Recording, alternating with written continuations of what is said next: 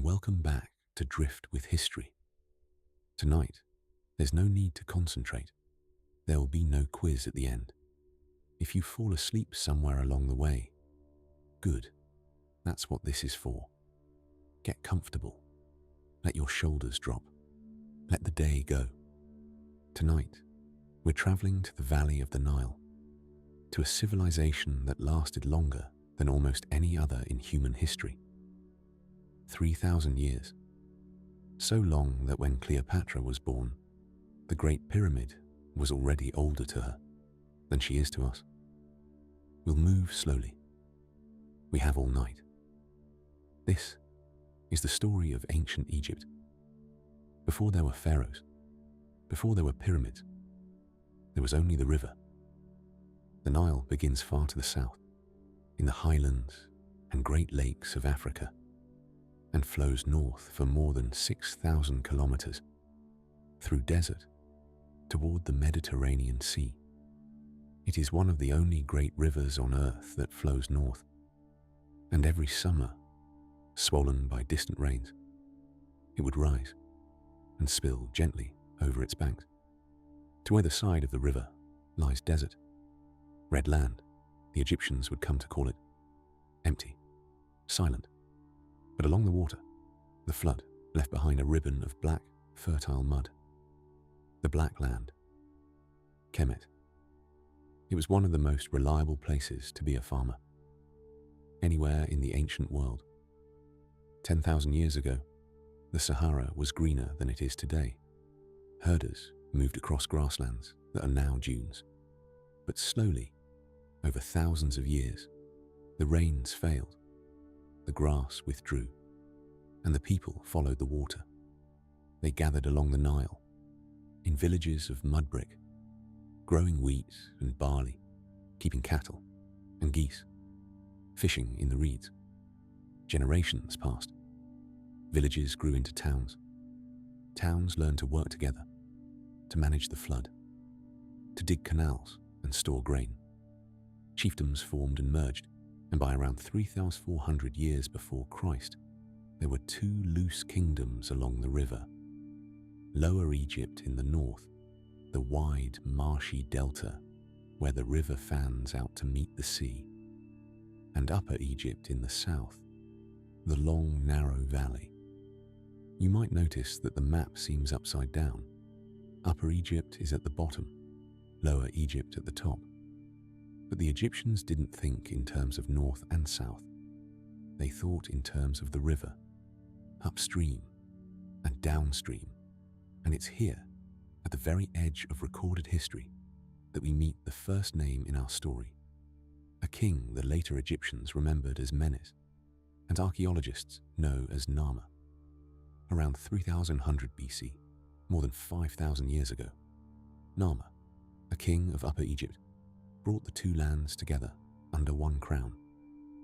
On a carved stone pallet that still survives, he wears the white crown of the south on one side and the red crown of the north on the other. Two kingdoms, one king. It was the beginning of something extraordinary. Not just a kingdom, but an idea. The idea that the two lands belong together, balanced like the two banks of the river. Egypt would rise and fall and rise again. But for the next 3,000 years, that idea never died. Narmer's successors built their capital at Memphis, near where the valley meets the delta. White walls above the brown water. And Egypt began to remember itself. Writing appeared. Hieroglyphs, sacred carvings, first for lists and labels, then for names, then for stories. History, in the truest sense, had begun. Let the centuries turn for a moment, like slow pages. Kings pass, dynasties pass, and Egypt grows confident. We arrive now in the period historians call the Old Kingdom, beginning around 2700 BC. If you remember one thing about the Old Kingdom, let it be this. This is the age of the pyramids. It started with a man named Imhotep, chancellor and architect the pharaoh Djoser. Kings before Djoser had been buried beneath flat rectangles of mud brick. Imhotep had a different thought: stone instead of mud, and instead of one rectangle, 6, stacked one upon another, each smaller than the last. A staircase, rising from the desert at Saqqara, a way for the king to climb into the sky. The step pyramid still stands. It is perhaps the oldest monumental stone building in the world. Imhotep was remembered for so long that, thousands of years later, the Egyptians worshipped him as a god of wisdom and medicine. Not bad for an architect, but the pyramids were only beginning. A few generations later came a pharaoh named Sneferu, the Great Experimenter. His first pyramid at Meidum was abandoned. His second changed its angle halfway up and is known today, a little unkindly, as the Bent Pyramid. His third attempt, the Red Pyramid, got it right. Smooth sides, true lines. The first true pyramid. And then came his son, Khufu, around 2,860 BC, on the plateau of Giza. Khufu's workers raised the Great Pyramid. For nearly 4,000 years, it was the tallest structure ever built by human hands. More than 2 million blocks of stone, some weighing as much as a lorry, cut, hauled, and set in place with copper tools, wooden sledges, ramps, and almost unimaginable organization. It's worth pausing on that word. Organization. The pyramids were not built by slaves. That's an old myth. They were built by crews of Egyptian laborers, many of them farmers working through the months of the flood, when the fields were underwater anyway. They were housed and fed. Bread and beer, onions and fish. Archaeologists have found their bakeries. Their graffiti survives inside the monuments. Work gang names like Friends of Khufu. Khufu's son, Khafra, built the second pyramid at Giza. And beside it, most likely, the Sphinx, a lion with the face of a king, gazing east toward the sunrise, exactly as it still does. This morning, and every morning. Why pyramids? Because to the Egyptians, the king was not merely a ruler. He was Horus, the falcon god, walking on earth, the guarantor of Mut, order, balance, justice, the force that kept the river rising and the sun returning. When he died, he joined the gods. And from beyond, he would keep protecting Egypt. The pyramid was a machine for eternity. For 500 years, the Old Kingdom endured. Stable, prosperous, serene. To later Egyptians, it already seemed like a golden age from a distant dream. But nothing, not even stone, lasts forever. Around 2080 BC, the Old Kingdom faded. The floods failed, year after year. Harvests shrank. The pharaoh's authority, so tied to the river's rhythm, cracked. Local governors ruled their provinces like little kings. Egypt slipped into a century of division that historians call the First Intermediate Period. It sounds dramatic, but even here, life went on. Farmers still planted after the flood. Scribes still taught their sons to write. And in time, as would happen again and again in this long story, Egypt found its way back to itself. From the southern city of Thebes, a family of strong rulers reunited the two lands, and around 2050 BC, the Middle Kingdom began. If the Old Kingdom was the age of pyramids, the Middle Kingdom was the age of words. This was Egypt's classical era, the time of its finest literature. The tale of Sinuhe, an Egyptian official who flees abroad and longs all his life to come home again. Wisdom texts, love poems, hymns to the Nile. Schoolboys would copy these works for the next 1,000 years. The way school children once memorized Shakespeare, the pharaohs of the Middle Kingdom still built pyramids, smaller now, of mud brick beneath stone casing. But their greatest works were quieter ones. They drained and farmed the great oasis of the Fayum. They pushed Egypt's border south into Nubia, building a chain of fortresses along the river. Trade flowed, gold and incense, cedar from Lebanon, turquoise from Sinai. Picture Egypt in these years, on an ordinary evening. The flood has receded. The fields are green with young wheat. Herons stand in the shallows. A farmer walks home along a canal bank. A scribe rinses his brushes. Somewhere, a priest is lighting lamps in a temple whose name we no longer know. 3,500 years ago, an ordinary evening like this one. The Middle Kingdom lasted about 3 centuries. Then, slowly, its grip loosened. And this time, when weakness came, it came with strangers. Migrants from the Levant, traders and settlers at first, had been arriving in the delta for generations. As the kingdom frayed, their leaders took power in the north. The Egyptians called them Hatshepsut, rulers of foreign lands. We remember them as the Hyksos.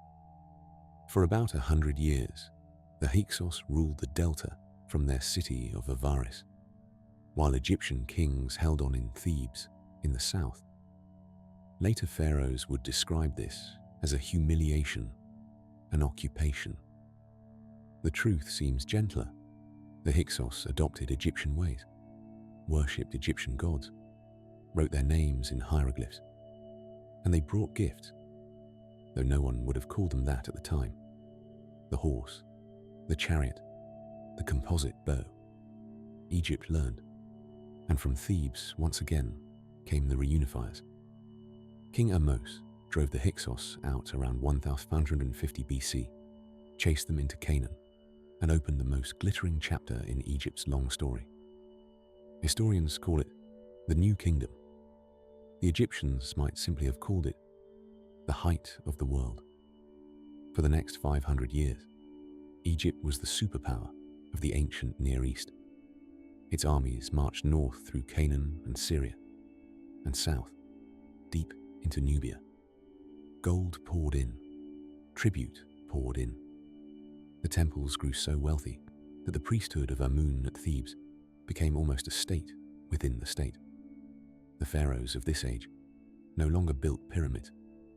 Pyramids, for all their majesty, had one flaw. They were signposts for tomb robbers. Instead, the kings were buried secretly, in tombs cut deep into the rock of a hidden desert valley on the west bank at Thebes. We call it the Valley of the Kings. Let me introduce you to a few of the people of this age. There's no need to remember them, just let them pass by, like figures on a painted wall. Hatshepsut, the woman who became king, widow of one pharaoh, regent for another, her young stepson. She took the full titles of pharaoh herself around 1270 BC and ruled for 20 years. Statues show her in the royal kilt and the false beard of kingship, not to disguise that she was a woman, which everyone knew, but because that was simply what a pharaoh looked like. Her reign was peaceful and prosperous. Her masterpiece is her mortuary temple at Deir el-Bahri, long white terraces against a golden cliff face, one of the most beautiful buildings that has ever existed. Her stepson, Thutmose III, grew up to be Egypt's greatest general. 17 campaigns, and victory at Megiddo, the first battle in history whose course we can actually follow, move by move. Late in his reign, Hatshepsut's names were chiseled off her monuments. For a long time, historians assumed revenge. The truth is probably colder and sadder. Politics, tidying the record, making the line of kings look unbroken, father to son. Amenhotep III ruled in Egypt at the summit of its wealth, and mostly he ruled it in peace. Diplomatic letters, marriages, and monuments beyond counting. And then, his son, Akhenaten, the strangest figure in Egyptian history. Akhenaten turned his back on Amun and all the old gods and raised up one god alone, the Aten, the disk of the sun itself. He closed temples. He moved the capital to a brand new city in the empty desert, at a place now called Amarna. The art of his reign changed overnight. The royal family shone with long faces and soft bodies, strangely intimate. The king and queen playing with their daughters beneath the rays of the sun. His queen, by the way, you already know. Her painted bust sits in a Berlin museum, and her name was Nefertiti. Was Akhenaten a visionary, the first monotheist, a tyrant chasing a private obsession? After 33 centuries, we still can't quite decide. What we know is that it didn't last. Akhenaten died. His city was abandoned to the sand, and the old gods came quietly home. The boy who oversaw the restoration was his son, a slight, frail young king who reigned only 9 or 10 years and died before he was 20. In the long ledger of pharaohs, he was a footnote. His name was Tutankhamun, and here, history plays its gentlest trick. The great kings of Egypt were all robbed in their graves. Every pyramid, almost every tomb, emptied in antiquity. But the footnote king, buried quickly in a small tomb, was forgotten, sealed beneath rubble and later workmen's huts. For 3,000 years, while empires rose and fell above him, Tutankhamun lay undisturbed until an autumn day in 1922, when an archaeologist named Howard Carter made a small hole in a plastered doorway, held up a candle, and was asked if he could see anything. Yes, he said, wonderful things. After Tutankhamun, the throne passed to generals, and one of their families gave Egypt its most famous name, Ramesses II, Ramesses the Great. He reigned for 66 years, so long that he outlived 12 of his own heirs. He fathered, by the count of the monuments, around 100 children. He built more than any pharaoh before or since. The great hall of columns at Karnak, where the pillars are so vast that 50 people could stand on the capital of a single one. The rock temples of Abu Simbel, where 4 seated colossi of the king, 20 meters tall, watch the river out of the southern cliffs. Early in his reign, he fought the Hittite Empire to a standstill at the Battle of Kadesh, then declared it a magnificent victory and carved that version on temple walls across Egypt, one of history's first great works of propaganda. Some years later, quietly, Egypt and the Hittites signed the world's first surviving peace treaty. A copy hangs today in the United Nations building in New York. Ramesses died an old man around 1013 BC, and Egypt was never quite the same again, because the world was changing. Within a generation of his death, the entire eastern Mediterranean shuddered. The event historians call the Late Bronze Age collapse. Great kingdoms, the Hittites, Mycenaean Greece, the trading cities of the coast, fell one after another to famine, to internal strife, and to waves of displaced raiders the Egyptians called the Sea Peoples. Egypt, almost alone, stood. Ramesses III met the Sea Peoples in the Delta and broke them, but the effort hollowed the kingdom out. The empire in Canaan slipped away.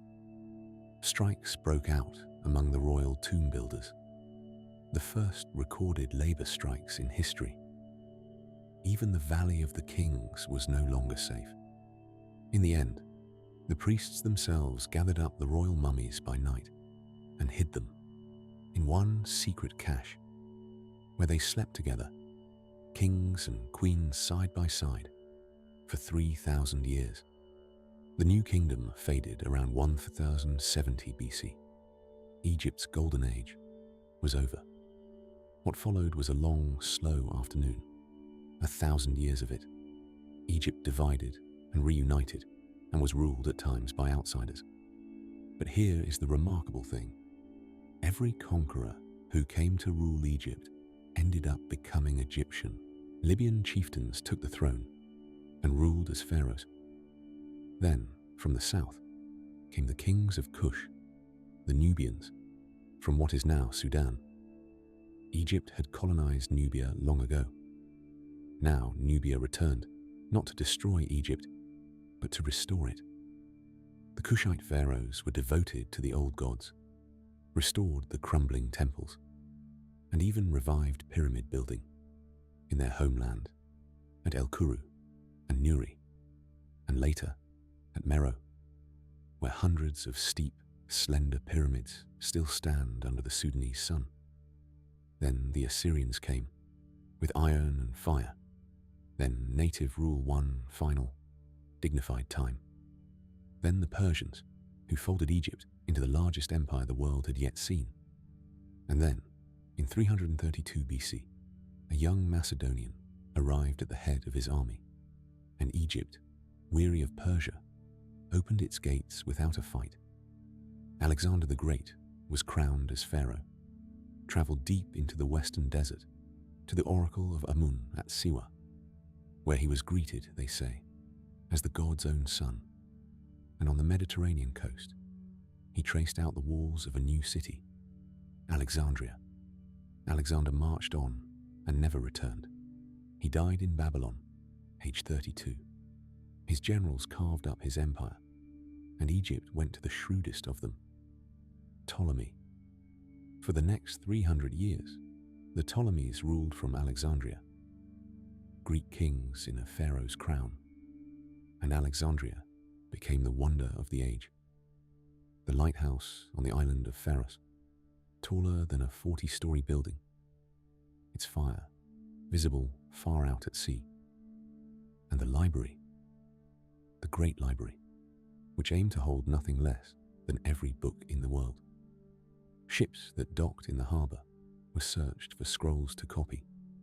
Here, scholars measured the circumference of the earth, mapped the stars, dissected the human body, and argued endlessly about poetry. All of it under the protection of the kings of Egypt. The Ptolemies themselves were a difficult family, to put it kindly. They married their siblings in the pharaonic style and murdered one another with dismaying regularity. Yet they honoured the old gods, built some of the loveliest temples still standing. Edfu, Dendera, Philae, on its island, and Egypt, ancient Egypt, lived on beneath their rule. The same festivals, the same flood, the same black land. The last of their line was a queen. Cleopatra the Seventh was born in 69 BC. She was Greek by blood, the seventh of her name, but she was the first of her whole dynasty in nearly 3 centuries who bothered to learn the Egyptian language. She spoke, it was said, 9 tongues. She was not, the ancient writers admit, remarkable to look at. Her power was in her voice, her wit, her presence. Conversation with her, one historian wrote, had an irresistible charm. She inherited a kingdom in debt, squeezed between its own factions and the rising power of Rome. And she played the weakest hand in the Mediterranean, brilliantly, for 20 years. She allied herself with Julius Caesar and bore him a son. When Caesar was assassinated, she began again with Mark Antony, ruler of Rome's east. For a decade, Alexandria was once more the capital of half the world, its palaces bright, its future, briefly, imaginable. It ended at Actium in 31 BC, a sea battle lost almost before it began. Octavian, soon to call himself Augustus, the first Roman emperor, pursued them to Egypt. Antony died first in Cleopatra's arms, and Cleopatra, rather than be paraded through Rome in chains, arranged her own death by the bite of an asp, says the legend, though no one has ever been quite sure. She was 39, and with her died the line of the Ptolemies, the age of the pharaohs, and, in a sense, the whole 3,000-year story we've been telling tonight. Egypt became a Roman province, the granary of the empire. The river still rose, the farmers still planted, but never again would Egypt be ruled. For Egypt, the temples stayed open for a few more centuries, their priests still carving hieroglyphs fewer and fewer people could read. The last dated inscription was cut at Philae in the year 394, and then the writing simply stopped.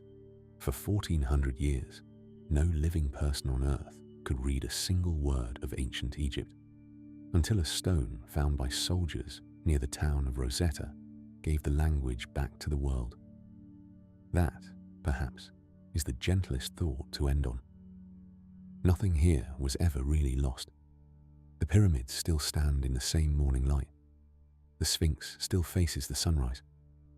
The river still flows north, past the Black Land, toward the sea.